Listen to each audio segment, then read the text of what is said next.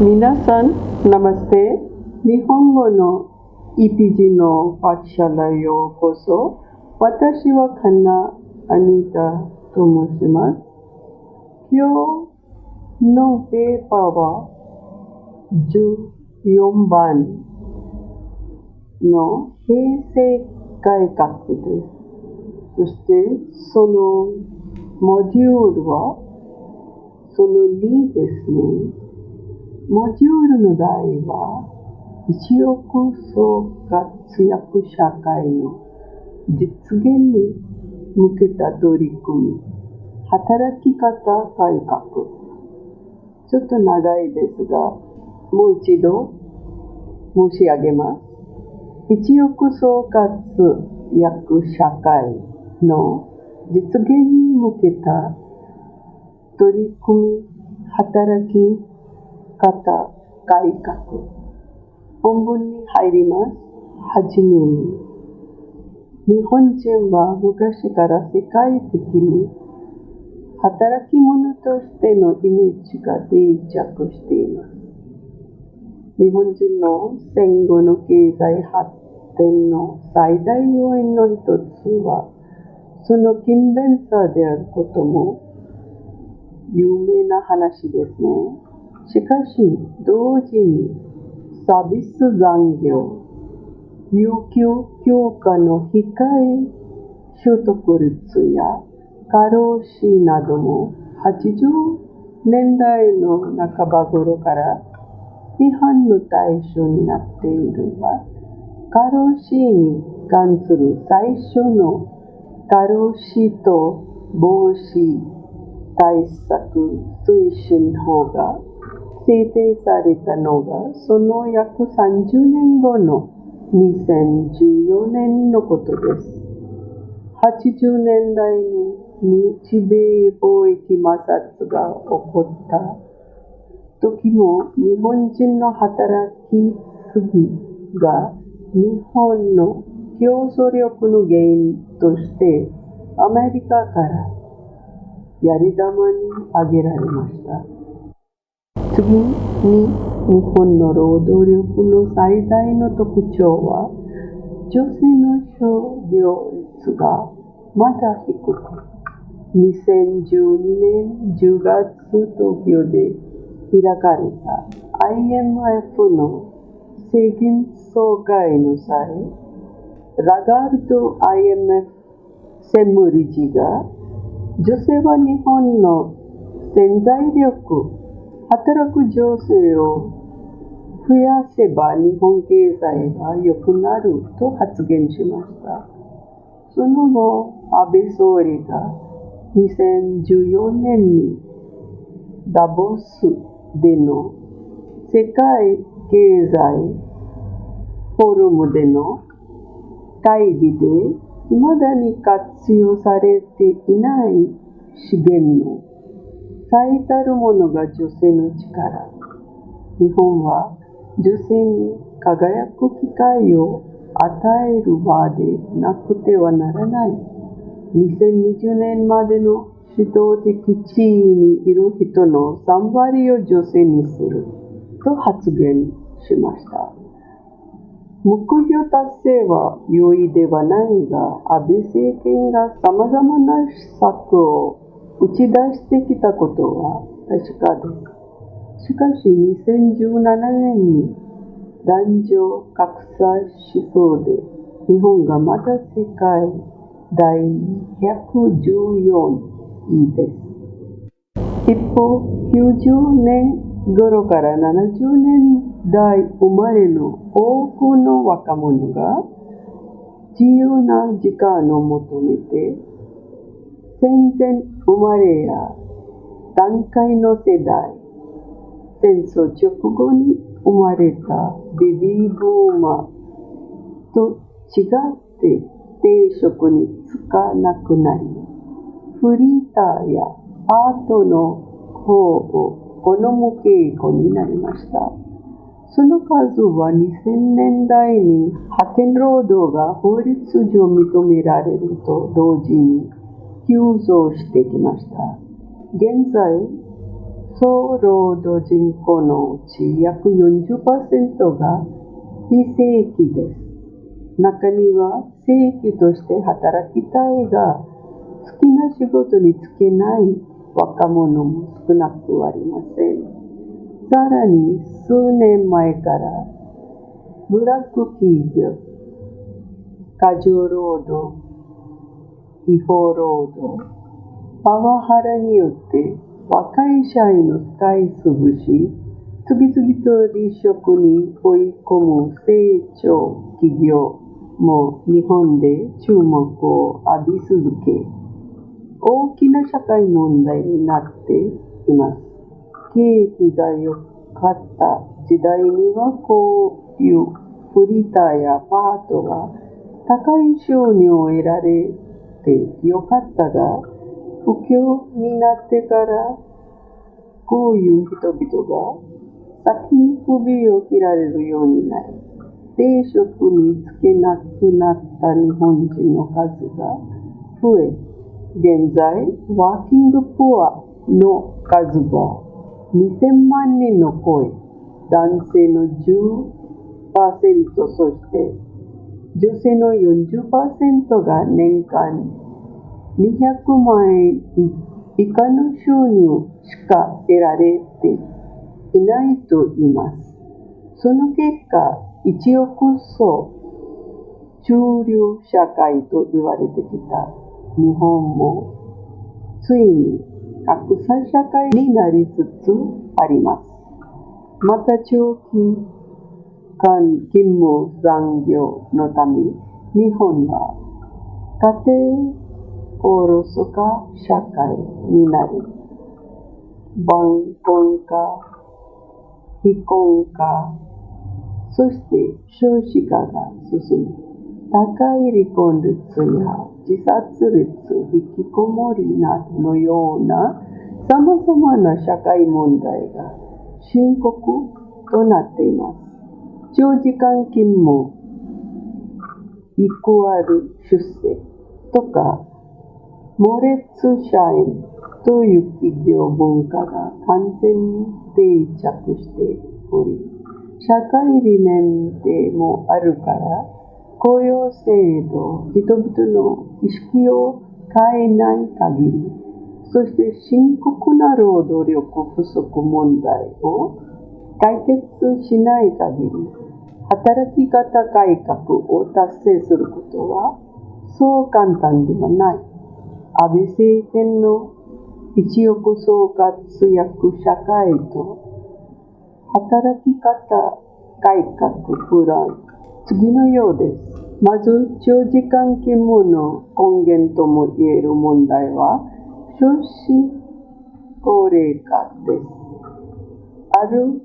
推計によれば、日本の生産年齢人口は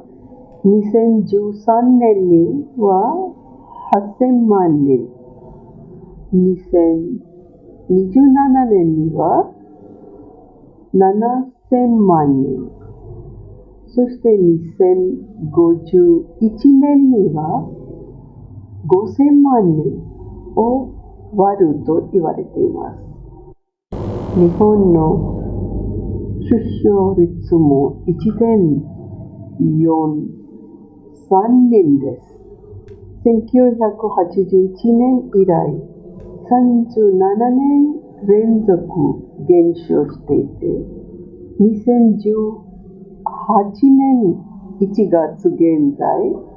14歳以下の人口が1553万人です。そして総人口比が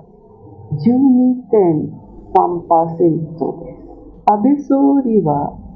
同問題に対処するために一億総活躍社会の実現という計画を2015年10月に発表しました。その概要は以下の通りです。若者も高齢者も女性も男性も障害や難病のある方々も一度失敗を経験した人もみんなが包摂され活躍できる社会。一人一人が個性と多様性を尊重され、家庭で、地域で、職場でそれぞれの希望がない、それぞれの能力を発揮でき、それぞれが生きがいを感じることができる社会。強い経済の実現に向けた取り組みを通じて得られる成長の果実によって子育て支援や社会保障の基盤を強化し、それがさらに経済を強くするという成長と分配の好循環を生み出していく新たな経済社会システムのこと。同契約の一環として少子化白書の発行、子育て支援、例えば保育施設の整備、育児休暇の推進、仕事と子育ての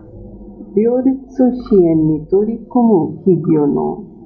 助成金や税制面での支援など、介護・社会保障基盤の強化、例えば介護施設の整備、介護人材の育成と待遇改善などが進められています。なお、今回の本題の働き方改革に関して言うと、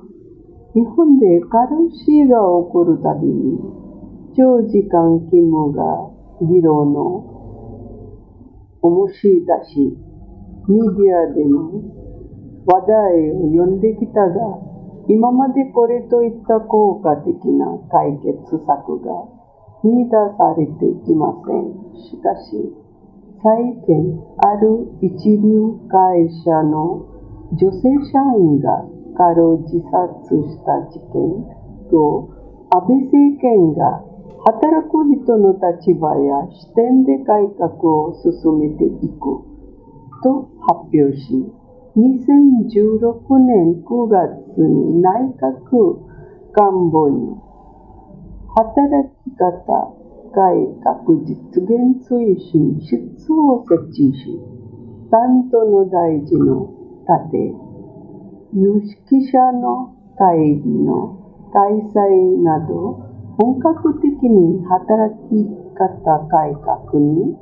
乗り出したのです。安倍総理は自ら働き方改革を最大のチャレンジと位置づけています。首相官邸による働き方改革の定義は以下の通りです。働き改革は一億総活社会実現に向けた最大のチャレンジ。多様な働き方を可能とするとともに、中間層の厚みを増しつつ、格差の固定化を回避し、成長と分配の好循環を実現するため、働く人の立場、視点で取り組んでいきます。また、2017年に働き方改革対策白書も発行され、それ以来、同問題に対する対策が本格化してきたと言います。日本ではフルタイム労働者の年間実労働時間は2000時間前後で、ここ20年近く横ばいとなっています。2016年10月に政府が初めての過労死白書を発表し、それによると2015年に96人の従業員が過労死で死亡し、93人が仕事上のストレスで自殺を図りました。また、1553人がうつ病のため、労働保険の給付を請求しました。さらに、5人に1人の日本人が過労死の危険性があるとのことでした。もう一つ深刻な問題は、日本の非正規社員の待遇は、正社員の時給換算賃金の 63.9% です。そして、育児や介護の負担を抱える女性や高齢者が正社員のような働き方を選ぶのにいろいろな制約があります。結果的にこういう人たちは非正規としての働き方を選ばざるを得ない。働き方改革の取り組み事例、上述の諸問題に対処するために安倍政権が様々な取り組みをしてきました。その代表的なものは以下の通りです。同一労働、同一賃金の実現。政府は2016年12月20日に同一労働同一賃金ガイドライン案を発表します。同法律の適用時期に関して、大企業は2020年度と、中小企業は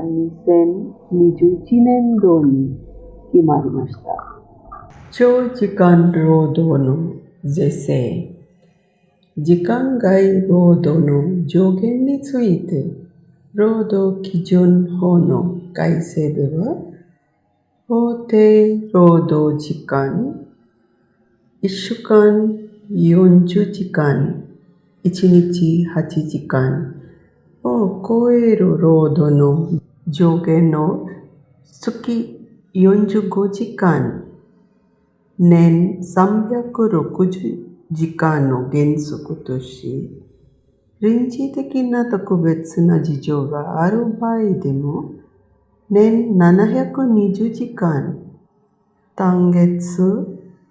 100時間未満、休時労働、複数月平均80時間を限度に設定されています。これに休日労働が含まれています。仕事と家庭生活の時間を見直すことで、男性の家庭参加を促すことを狙った政策ですが、一定額以上の年収がある高度な専門業務に就く労働者について、本人の同意などを要件として、労働時間の規制を適用除外する高度プロフェッショナル制度を設けるなどとしているため、長時間勤務は強制され続けるのではないかという懸念の声もあります。高齢者の就労促進、65歳以降の継続雇用延長や65歳までの定年延長を行う企業などに対する企業等に対する支援等の実施、また障害現役で働くことのできる社会の実現に向けたさらなる取り組みを行うとともに、雇用確保を実施していない企業に対して計画的かつ重点的な個別指導の実施、転職者非正規雇用の労働者の雇用の安定と待遇の改善、新卒でないと採用されないことや、一旦就職したが3年以内に転職したくても、現在の雇用制度の下で就職しにくくなっていることがよくあります。そういう求職者のために、第二新卒、つまり卒業してから3年以内の若者を新卒と見直す制度が2017年から実施されました。また2013年の改正労働契約法が5年経った2018年4月から運用されるとともに、有期社員の無期転換ルールが実現され、今年10月には派遣社員の派遣期間3年ルールの運用が始まります。これによると、契約が5年間更新されると、社員は無期契約を押し込む権利が得られる。それ以外に、フレックスタイム制の見直し、一定日数の年中有給休暇の確実な取得、プレミアムフライデー制の導入、ワークライフバランスの維持など、様々な取り組みが実施されました。プレミアムフライデー制というのは、2017年2月より第4金曜日に社員に午後15時に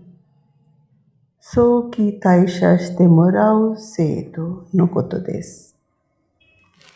同時に最近労働力不足問題を解決するために、高度人材ポイント制による出入国管理所の優遇制度や外国人技能実習制度も動き始めています。結論。長時間勤務が深刻な問題だという認識は全国的に強くて誰も反対していません。しかし、以上から明らかのように雇用制度、税制、特に主婦の年収が103万円を超えると家族手当が減るという制度、さらに企業習慣、文化、保育所、託児所の数が幅広い面での改革を一斉に実施しない限り全体的な改善は期待できません。だから2018年4月6日に働き方改革を推進するための関係法律の整備に関する法律案が衆議院に提出されました。また3月に政府が働き方改革実施計画を作成し、9 9月に召集される臨時国会で関連法案を提出し、2019年度の導入を目指しています。しかし現時点では、まだ働き方改革の流れになっていないのは確かだが、今後いろいろな改善が期待できることも間違いありません。